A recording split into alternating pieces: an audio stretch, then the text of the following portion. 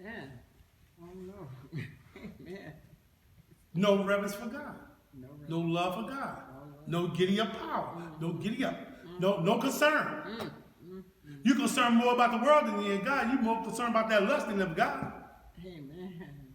Don't nobody tell you to go out and lust to get up for that. Don't nobody tell you about that. You can do that very easily. Oh, Yeah. you love to that. Well, how come God's work got to be so hard? Well.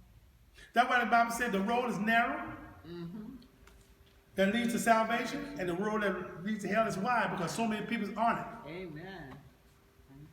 Lester Summerall, I listened to one of his tapes, he was talking about how God said blood is going to be up in his hand if he doesn't preach the gospel the way God telling him to preach it. Amen. And say what God telling him to say. He said, how can I be charged for somebody in Africa that I never seen before? He said, yeah, because when I gave you that dream, you saw him being pushed out in hell. They didn't want to go to hell, but with so much pressure of the other world, coming that way and push them out, they pushed them right over the edge. They couldn't stop themselves. And he said, that's why you saw that man. He said, I ain't never seen this man from God. Just here, you saw him on the road going to hell. Ooh, Lord. So because you don't preach and tell people, I will require their blood at your hand. Responsible. Most preachers think that is just cute words in the Bible. Even though they are saying, they might be saying they might go, but the Bible says He's going to give you water to every man according to their deed, whether it's good or whether it's bad. Okay? So that means that something that you didn't do, that you're supposed to do in your ministry, that you didn't do it, that you're going to miss out some on heaven. You might get to heaven, okay? You might get, but some rewards you're going to lose. Amen. You will.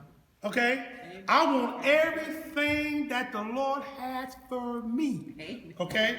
I'm going to make sure I tell you about the blood. Okay. I'm getting your blood off my hand, okay? Whether you forbear or you forbear not, okay? Whether you accept it not. I'm going to say it, I'm going to preach it, okay? And I'm going to tell you, this is your choices.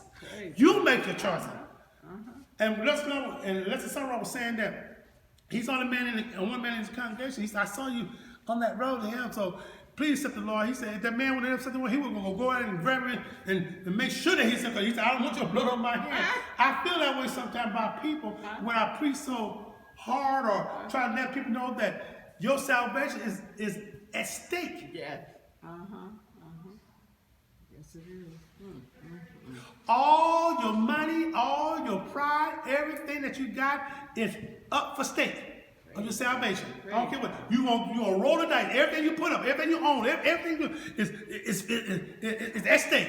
Amen. So you mean that if I lose it all, I'm going crazy.